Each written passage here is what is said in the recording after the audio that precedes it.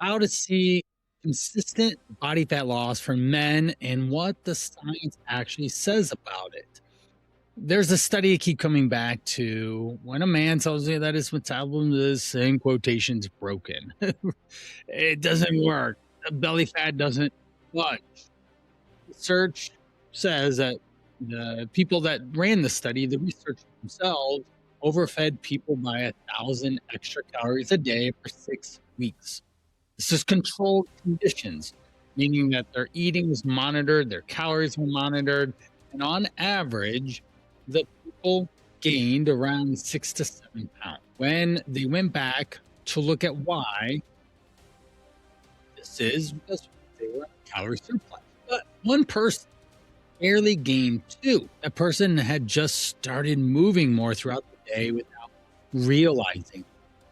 He was fidgeting, pacing, shifting around a lot more in his chair, and their body just burned off a lot more calories and meat genesis in the background, even though they weren't conscious about it. That one finding explains more about why fat loss stalls for busy guys than most programs will ever tell. Today, I want to go deep into real science, why your body does what it does, and what that means to practice. Welcome back to Driven for Health. I'm Coach Piranha, episode 83. For 23 years, it's actually my fourth podcast I've recorded today, not only for mine, but I've been a guest as well. Sharing lots of experience. I hope that you get a lot of it. Today's going to be a long one. Just buckle up, pause it, take notes, and I just want to be upfront with that. We're going to run over an hour, most likely. I like to talk. I'm trying to keep them shorter, but I wanted to dive into a lot of things deeper level, not just surface level. Eat better and move more.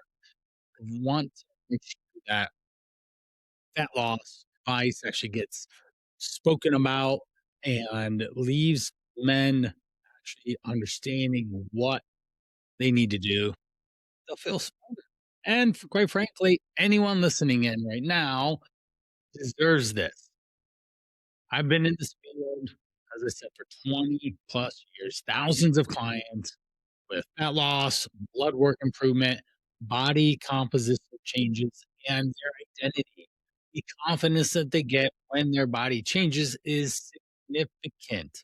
And we're going deep on the research because I've literally read the PubMed studies. I've watched the YouTubes. I've listened to the podcasts. I've read the blog posts. So let's walk through what the actual science says about how your body works when you're trying to lose fat, why the numbers break down when you're trying so hard, what your metabolism is doing that nobody's telling you about, and why the most popular theories in the fitness space don't hold up when you test real science to real outcomes.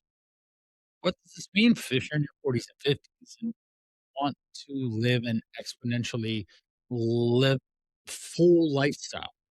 Let's pour coffee. I got one right here. That, my water, and off we go. Why you stop trusting nutrition advice and why that makes complete sense. Let's start there because I think explains a lot about where we are in our society and what a lot of men are currently juggling. And the advice has been wrong, not just complete, but wrong. For decades, men have been told that fat is the enemy. Let's get rid of all the fat as we can. Saturated fat causes heart disease. Cut the fat and follow the food pyramid. Whole grains, low fat, everything. And what happened when people did that? They swapped the fat for sugar. Processed carbs flooded the market space, and they were hiding under the well, right, healthy foods.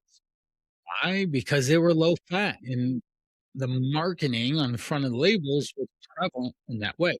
Marketers were keen on, hey, if I cut out the fat in this product, then I will be able to market it and sell it and make money because people are going to buy it. They do not want fatty foods. This didn't help metabolic disease. It kept going up anyways. And it's not a minor mistake in we told the generation of people and men that they need to have less fat. It was a lot of credentialed people that, and a lot of people that followed along, they ended up with worse blood work than their fathers had. Now, mm, I really want you to understand when you followed the rules and wrong, it wasn't your fault. And this is where it gets dangerous because you're just following what they telling you, and the skepticism creates a big opening around not knowing if it's true or not. When that happens, the loudest voices rush right into that opening and start yelling from the pulpit, and those are the ones that you end up listening to, or they appear to be the loudest in a sense. You got guys on YouTube that are telling you that seed oils are the root of all evil. Guys that are selling you the idea that insulin is the only metabolic variable that matters. Eat only carnivore diets. Vegetables are from Satan or something like that. Fasting protocols because autophagy is supposed to unlock metabolic superpowers once you go the past and the extended amount of food timing that you not eat. You're like, you need to go 20 hours without food to unlock some secret metabolic hack. It doesn't work. Some of the content is actually all wrong, but a lot of it is built around the person that's being loud and probably monetarily is impacted by their claims. And it's not really about right. And that's the big difference. Here's what I actually believe about how real science works. Replication is everything. Publish a finding, someone else tests it in a different lab with different people. If it holds up across multiple studies over time, you build real confidence that that hypothesis is true. If it falls apart, you update your position, and that is the method. It's called a scientific method. I've had mentors early in my career who were researchers, and they had a simple rule they'd say out loud. If you can keep rerunning your experiment because you do not like the results, you are not doing science anymore. You're just trying to squeeze an outcome out of it. We're trying to make lemon juice out of a lime. It's a lime. You're trying to make the data tell you a story of what you want it to do. This isn't a Netflix documentary paid by someone that wants the outcome of themselves, and the data and the experience of someone watching gets the outcome of the end of that video. Oh, there's so many of them. There's Game Changers. There's Five Over Forks. There's even say the Weight Watchers, 3 parts, all telling a story, and someone paid to produce them to get to an outcome agreement or to run an underlying theory or thought that pushes their agenda for. The job is change your hypothesis that fits the data, not the data to fit your hypothesis. And that really stuck. Okay, yeah, this totally makes sense. Scientific method, something I've learned for out years that I've been doing this. Because it is the exact opposite of how most nutrition content gets made. Most of what reaches you already has been filtered through someone else's existing belief system. They stretched it beyond what might actually be a whole helpful in the study and what it showed. And they packaged it up in a way to confirm what the audience wants to hear. And when you hear it like that, then it becomes very believable. I heard a researcher describe it in this way once. If you torture the data long enough, it will confess whatever you want. That is not a knock on science, it's a knock on the people that are doing the science and when they want to sell. When I tell you today that fundamentals of fat loss are more consistent than all the noise that you hear that makes it look challenging or confusing, that's what I'm going to be doing. Where I'm not dismissing the complexity of metabolism human existence, but this is a real thing. I'm saying that the stuff that actually moves the needle for a guy your age is not buried in fringe protocol, the basics. For 2 decades now, I've been running the basics from people and it works. Calorie deficit, have balanced meals, understand how much you're eating, body, sleep, water, those things matter. And I've went over that ad nauseum on the podcast. Speaking of the first one, calories in, calories out is real. And here's why it still feels a little bit stood or calling it out challenging that it is not. Let me go straight at this because it does create confusion and I have to deal with it. Someone who's, oh, I just watched this Instagram reel or this YouTube talking about calories in, calories out, and how I can just eat whatever I want. How there's food that doesn't cost calories. All food costs calories. There's no negative calories. It's burning more calories than what you eat. Calories in, calories out is real. If you are in a true calorie deficit over time, you will lose fat. There you go. I said it out loud yet again. That is the truth. Every controlled study that accurate actually equates calories between groups shows this, meaning group A ate this, group B ate this, and the outcome was it's not a debated concept in researchers who are honestly reading the literature and holding to science. But I understand completely why it feels just confusing for a lot of people because the principle sounds simple and then real life makes the math feel like it doesn't work. Here's a first reason why food labels in the United States are legally permitted to be off by 20%. And I want you to actually sit there and think about that number for a second.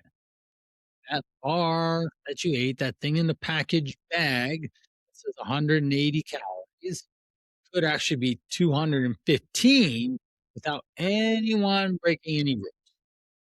The package means that says meal that says it's 400 calories can be closer to 500, right? Percent of 400 is 40, 20% is 80. So it could be upwards of 500 calories there. Multiply that margin across a full days of eating, and the actual intake can be two, three, 400 more calories than you actually thought because you're just going off of labels. That's where you end up scratching your head. I see this every single day with people that are, I'm doing all the things I'm supposed to, I'm not losing weight. Well, let's get a little bit more detailed, specific. Dealing with this directly with clients is they're buying low calorie brownies from a fitness brand. The label claims it's 150 calories, 17 grams of protein per serving. Who wouldn't want a brownie that's like that and not Betty Crocker? I mean, everybody wants a Betty Crocker because they literally just taste good. But this one checks the macro box. And we're eating 3 a day and thought it was a clean, compliant treat that fits their macros. Paid $300 out of our pocket to have them independently tested at a lab. This is a test that I saw. The real numbers came back roughly triple the label calories, almost zero protein. Fat and carbohydrates were nowhere close to what the package said, meaning they were way higher and way less protein. And so you have to be conscious of these all these protein filled foods that are out on the marketplace and buying them and thinking they're a healthy treat, but they might literally just be wrong. And it's unfortunate because you're thinking and assuming that, hey, the nutrition label says this. I believe that wholeheartedly, and you want to believe that, but that's not the case. People with type 1 diabetes have been eating things these things and watching their sugar spikes in ways they couldn't explain. It's like, why am I experiencing this if it's got so much protein and fiber baked into it? Company ignores them. And most food products are not that far off. And it depends on the company. Even if you're hanging out on YouTube recently, there's a lot of creatine issues going on. Gummies, creatine gummies. A lot of companies are selling you gummy bears without creatine in them. And they say there is, but then they're getting independently tested, and there is none. None. You're paying $25 for gummy bears instead of $1.50 or something. Haribo, I believe, is the popular gummy bear, right? Those aren't that expensive. But most food products can fall into this. And the point is that the number on the label is an estimate with a legal margin of error built into it. And when you're trying to precise, and that's you want that deficit, then the margin is of error is actually big. You're not losing weight. And that is before we even get to portion estimation. Most men who have ever weighed their food off by more than what they realize. Serving of peanut butter on a spoon looks like an ounce or a tablespoon, which is roughly 100 calories or so for a tablespoon.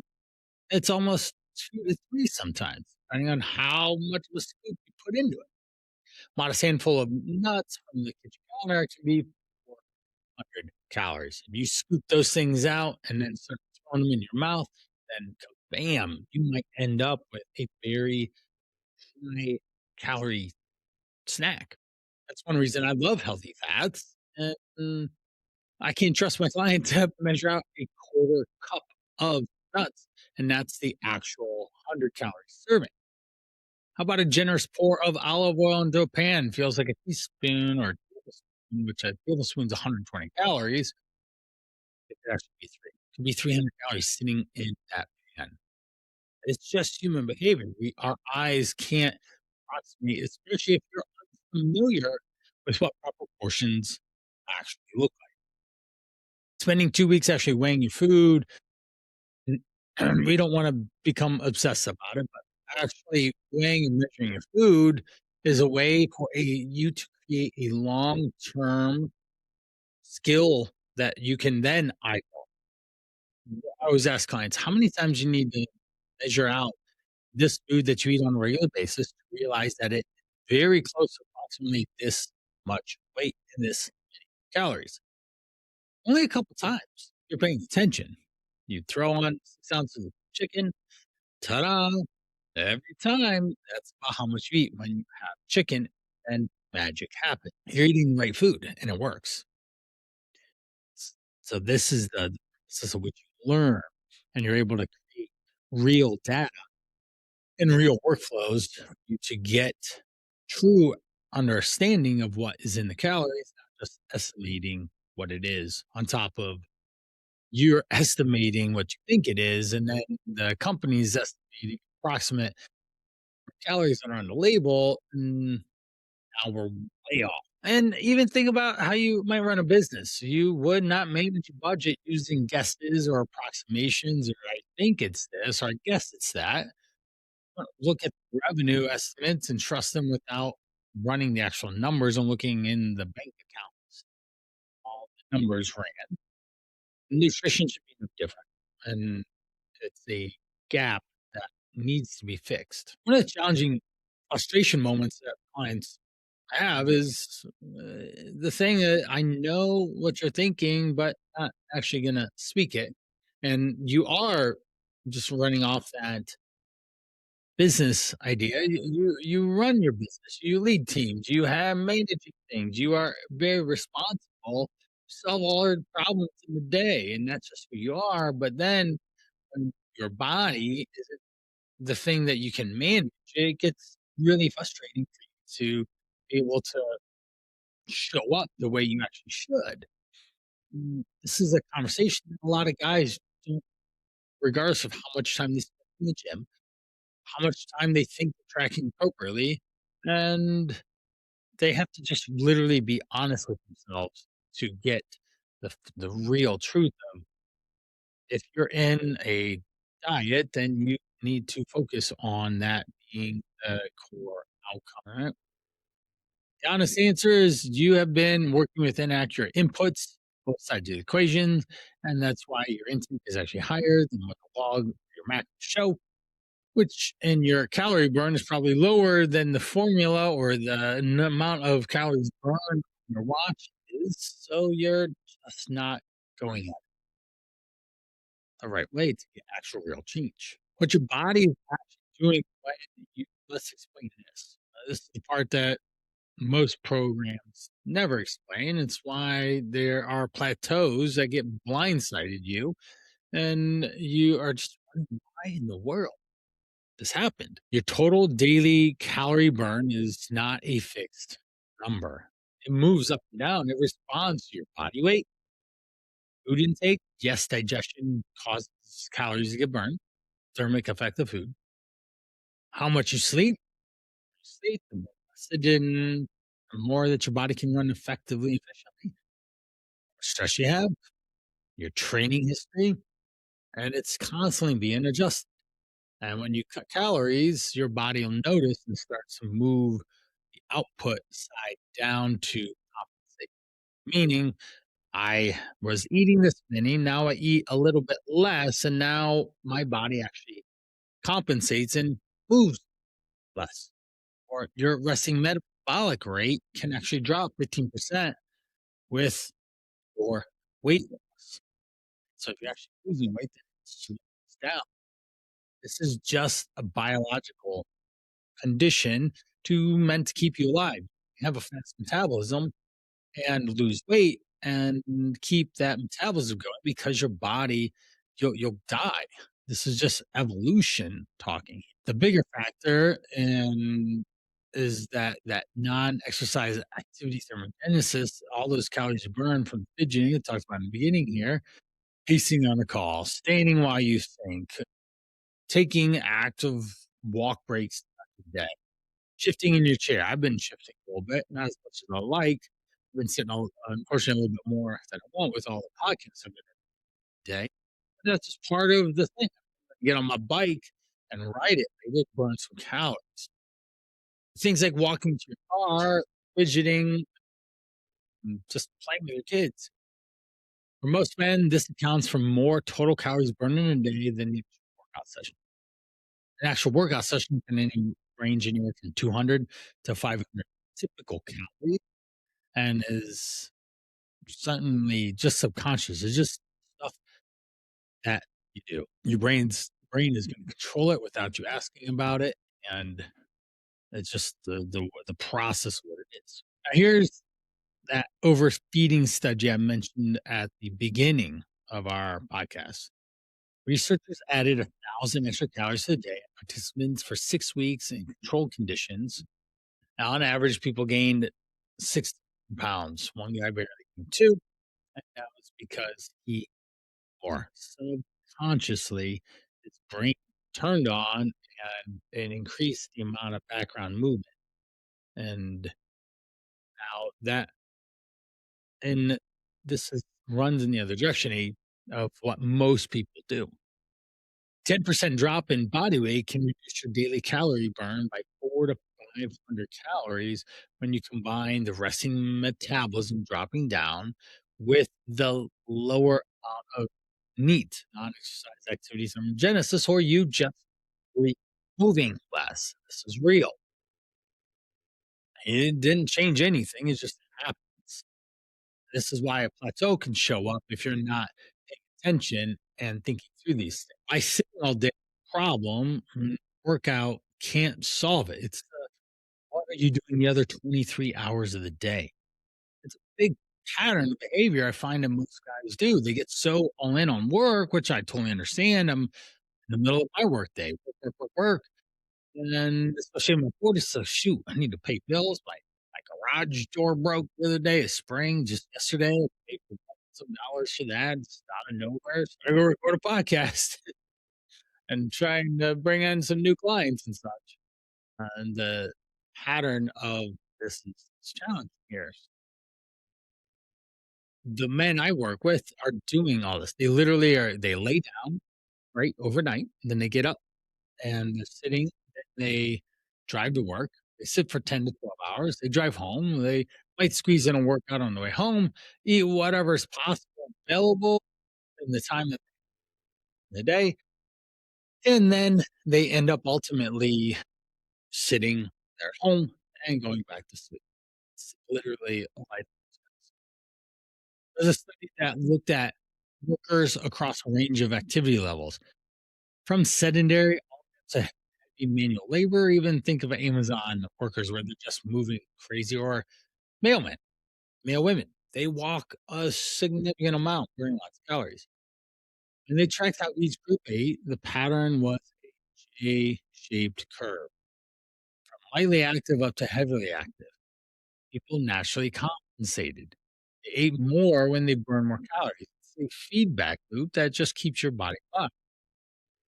Yeah, the sedentary group ate more than the light active group, being still all day made them eat more, not less, because there's no brainwave activity to manage hunger or satiation or expenditure in the body. Research believes this happens because movement helps your brain regulate hunger, fullness, signals properly. When you're stationary for most of the day, that feedback loop starts to deteriorate. It just doesn't send the patterns back and forth. You stop getting clear signals on if you should be eating or if you're full or not. And you end up just eating past the point. Plus, you're busy, you're distracted, and you end up just eating whatever you get your hands on is you're rushing around. This is just human behavior. It's a physiological response of how you're living your day. It's got nothing to do with willpower or motivation. Minute workout 3 days a week cannot fully compensate for 10 hours of nothingness. The math doesn't math. Your need is in the gutter 23 hours of the day, and you can't spend a few hours trying to fix it. That's where some of the biggest plateaus happen. Even for men that are flagged with an A1C number or elevated triglycerides or cholesterol issues, this is one of the most accessible metabolic available, and are able to help men manage their blood sugar levels, get healthier when they start moving more. Even building in 10-minute movement walk break after you get done eating would be highly beneficial for you. Avoidance moments. Okay? These are things that let's ask you something here. When is the last time that you actually had blood work done? There's a percentage of clients that come to me with those. They are high A1C, their fasting glucose is north of 120, 150, 180, 225. I think the highest morning blood sugar I've seen is in hundreds. Holy cow, when it's supposed to be 100. Full lipid panel, blood pressure. If you're hesitating to answer when was the last time I actually did that, maybe you need to stop and skip something to actually see what those real numbers are. And then you have real data upon how to start monitoring, measuring.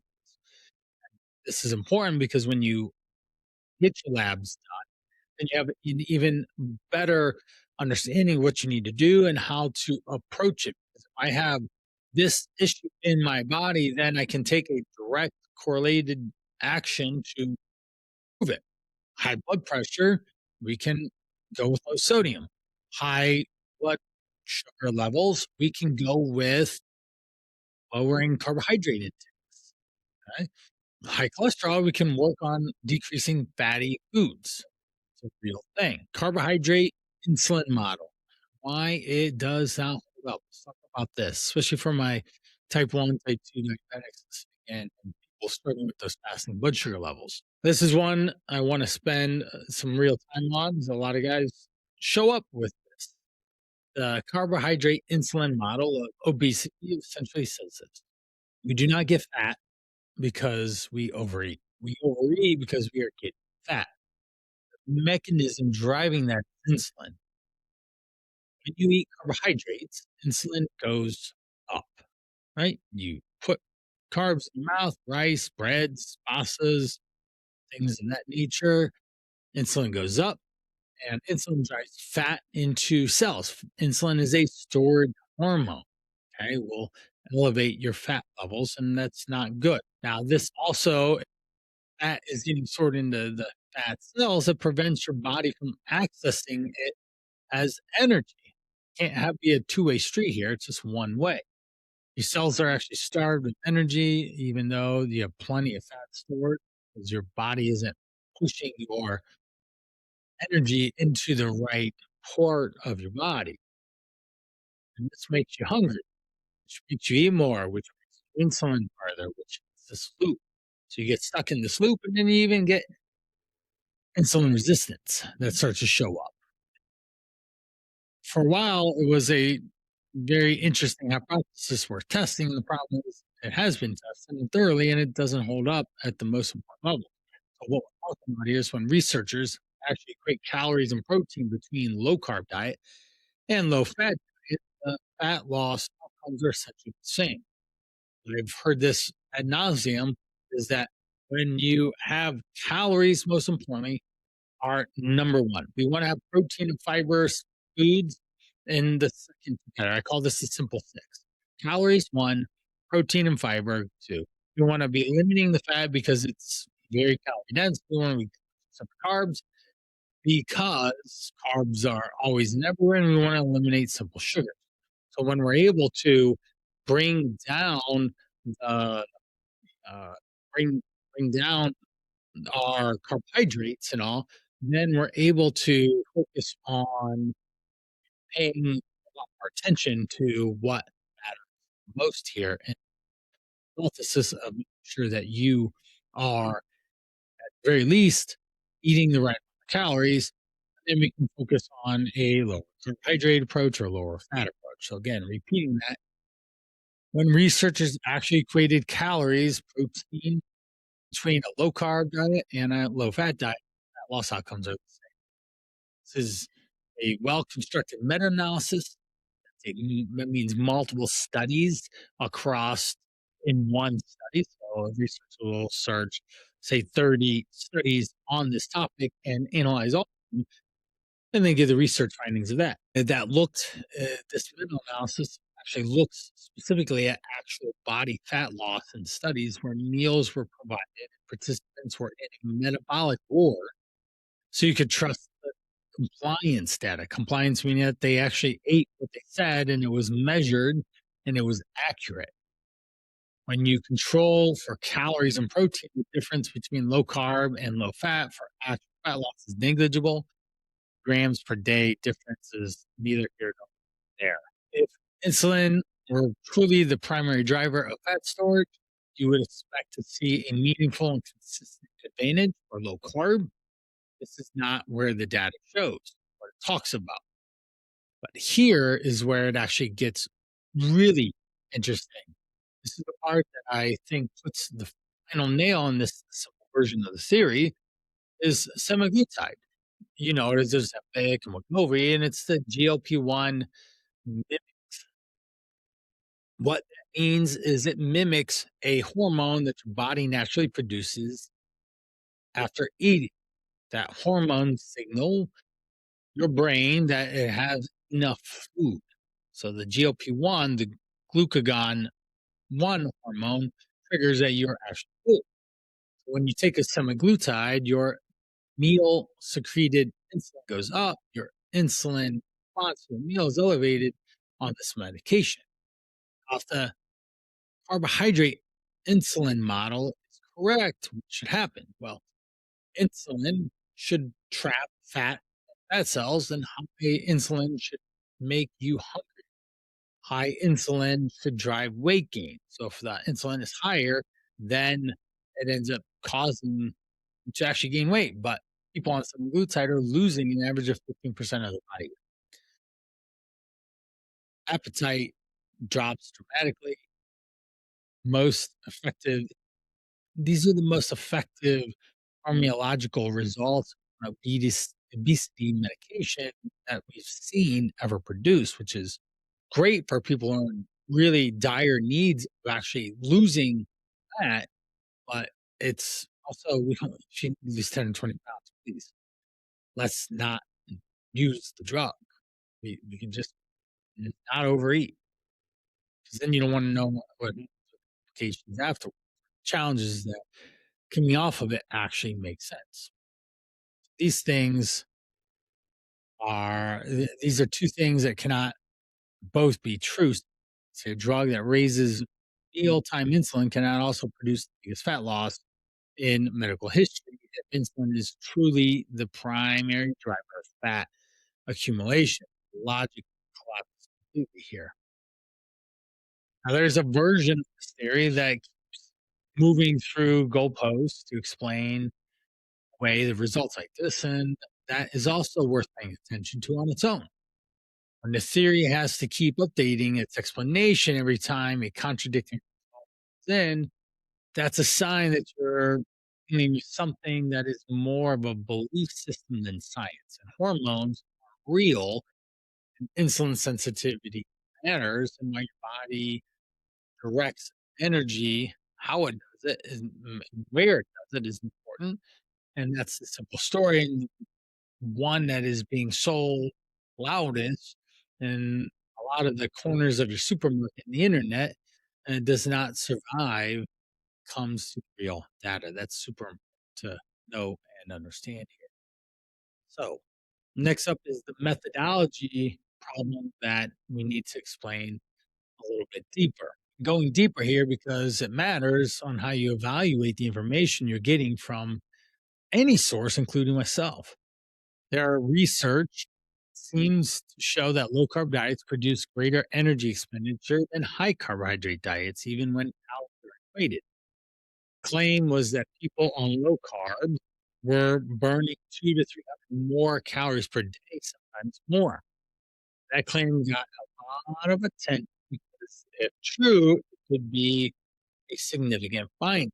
But the problem is that how the data was collected. So again, we go back to saying that the claim was that the research showed that low carb diets produce greater energy, meaning at 100 carbs or less, you got more energy from someone that ate 300 carbs, as an example. But the data, you want to measure how many calories a person burns in day to day life outside of a lab.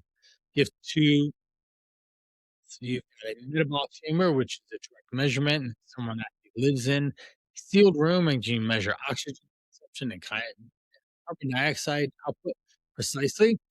And you can literally or doubly labeled water, which is the indirect method in which you can give water to with stable isotopes in it and measure those isotopes against urine and the breathe over the time to establish energy expenditure. Important. Now, doubly labeled water is a validated against the metabolic chamber in normal mixed diet, and the correlation between the two methods on a mixed diet is technically around zero point 0.8. That's the correlation here. This is a solid correlation. Trust number is really well. But on low carb diet, the correlation between double labeled water and metabolic chamber drops to around 5. The reason is that on a low carb diet, your body produces more carbon dioxide through certain metabolic pathways, throws off the equation. That double labeled water is to estimate energy expenditure. It's artificially inflated. When the study's claiming superior energy expenditure more on low carb diet, they use that doubly labeled water instead of the metabolic chamber, which said that it provides an error, and the correlation is actually lower than it is in a metabolic same study, which showed no meaningful difference. A fat loss between groups, the conclusion is clear. The measurement method is built and has a built-in error on low carb that made that group look like they were burning more calories than they actually were. And the outcome of the data, which is the only thing that actually mattered, showed no.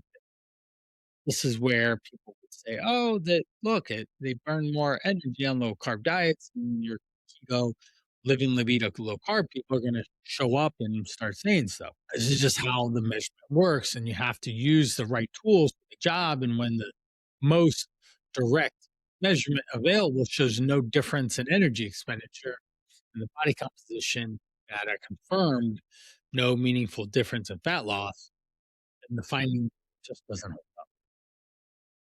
I go through all that not to make your head spin or get you confused or anything. It's a little, I warned you, this is going to be deeper because I think that it's important to understand how research can look convincing on the surface and fall apart when you examine technology that is used. The headline said low carb burns more calories, but the ad explained carefully and said actually something different. So let's go into reverse dieting now. What is actually happening? Reverse dieting is a very powerful concept and topic that gets coaches heated on both sides. And some swear by it, and some say there's no mechanism for it for a reason specifically. I'm going to give you my honest opinion of it here. The idea behind reverse dieting is that after a prolonged deficiency of calories, you're eating in a low amount, your metabolism can adopt downwards and round down. By slowly and incrementally increasing calories, time periods that it can raise your metabolic rate back without gaining significant amount of fat. That's important. So say you are at 2,000 normally and you diet down to 1,500 and slowly added 1,500 for a week, 1,600 for a week, 1,700 a week to get back to 2,000. It takes you 5 or 6 weeks. The idea is that it helps you rebuild your metabolic ceiling or the high amount of that you need before your next cut without costing you gaining fat. And here's where I land after working with real people for a long. I don't think that raising reverse dieting meaningfully raises your metabolic rate in a direct physiological sense. Data on actual resting metabolic rate changes from incremental calorie increases is not particularly convincing. And here's what I actually think happens when it works for people and does work for some people. I've had it work for people. People eat a lot more over a long time. But when you have been in a deficit for a long time, your testosterone can be suppressed. Your thyroid hormones are just sitting on the lower end of the range. Sleep quality definitely suffers, and your training drops. You're neat. You're fidgeting. You just literally move less, you have less calories in you. When you bring the calories up slowly, a lot of these things start to normalize. Your training improves. You move more, sleep better. Your hormones respond better. None of that directly your resting metabolic rate in a dramatic way, but the same effect on your total daily energy expenditure through the improved training performance and improved need and better hormone environment can be great. It allows you to set up or it allows you to set up a deficiency, a sustainable deficit the next time around. Practical value is real when even in the mechanism is not exactly what the original theory was, say like slowly adding to get your metabolism up, it's important to know. So when people ask me about reverse dieting, I say this: the strict theoretical version of why it works probably does not hold up perfectly under scientific scrutiny. But the practical outcome for a lot of people who have been grinding in a deficit for months worth something real. If it helps you reset and run a better next phase, then that's what you need to do. Meaning that if you also people overestimate what they eat and underestimate what they eat, therefore by slowly adding some back in can be a great mechanism to get them to be eating more over time, but not putting too much calories in their body to then cause them to buy fat. Which is the worst thing. Nothing like working so hard for months and months and you gain a lot of fat. Intermittent fasting, the honest version. Men ask me about this constantly. Skip breakfast, eat in a window, one meal a day. Let me give this to you straight. When research actually controls calories and protein between intermittent fasting groups and regular eating groups, the fat loss outcomes are similar over.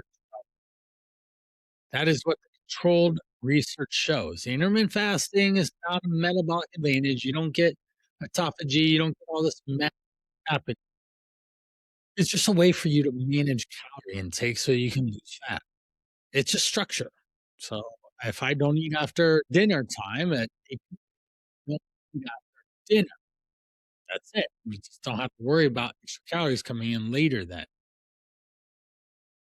What we have next is understanding the specific problem for men in their 40s, 50s, and 50s is that when you compress your eating into a window without paying close attention, protein almost always drops. It's really hard to eat 100 grams of protein in 2 meals in a 6 or 8 hour window. It's just protein, let alone enough vegetables or fiber as well.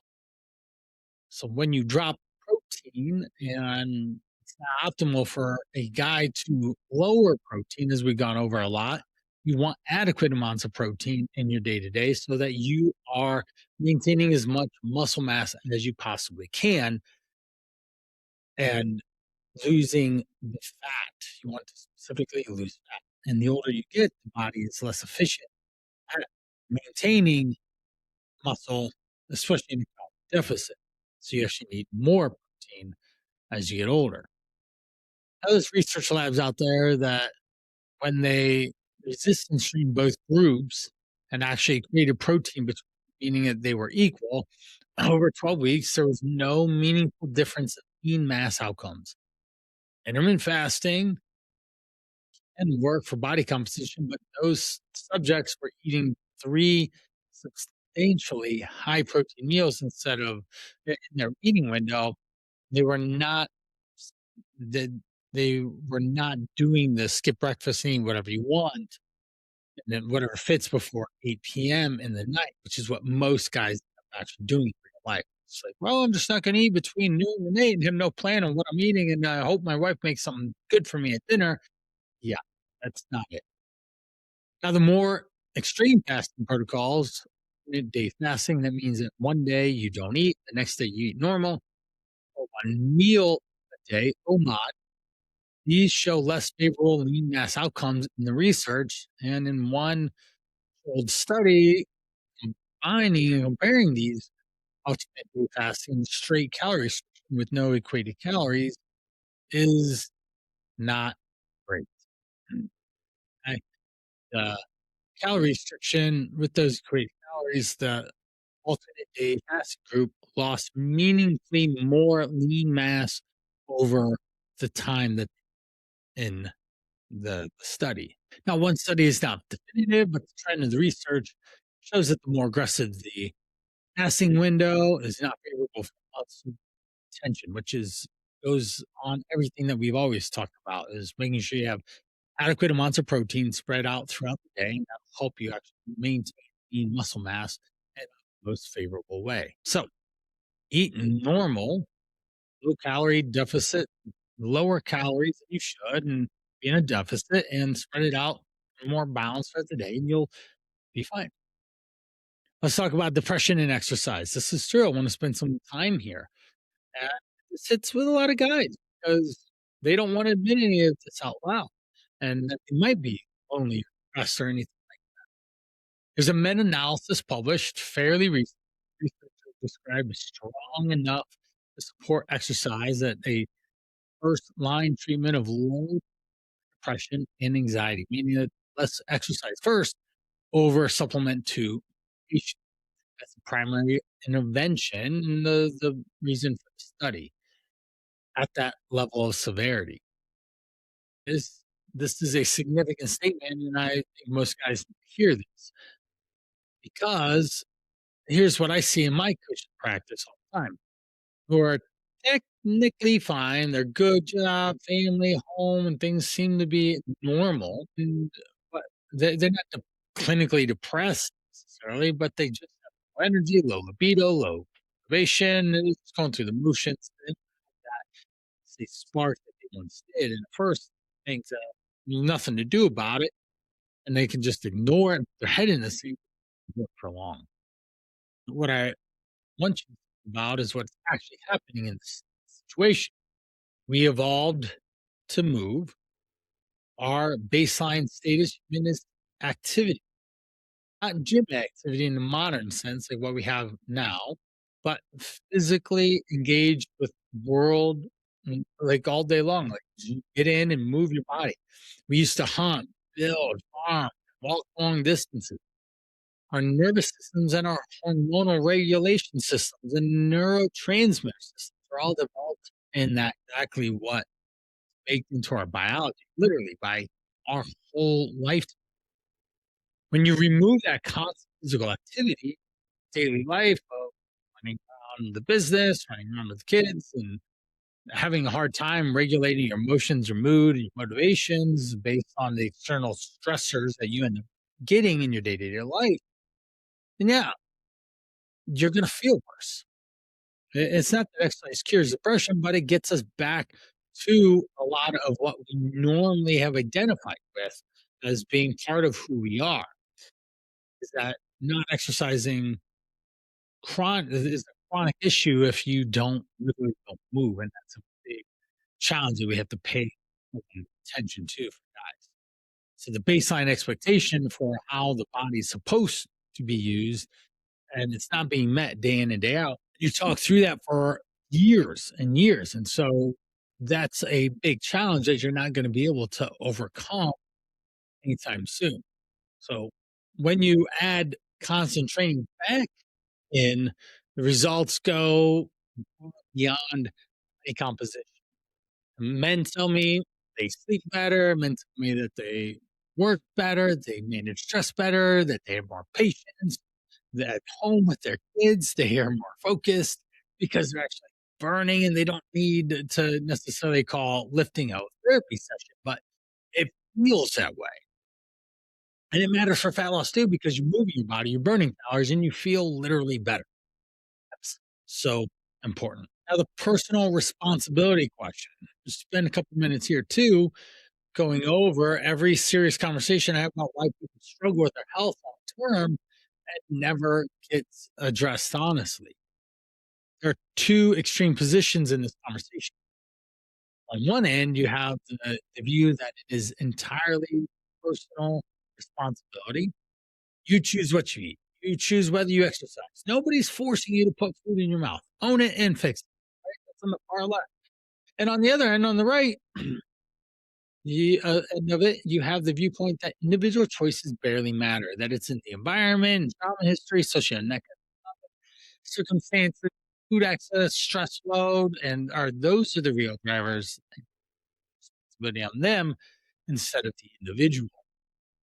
Now, here's where we want to actually land 20 years of working with people.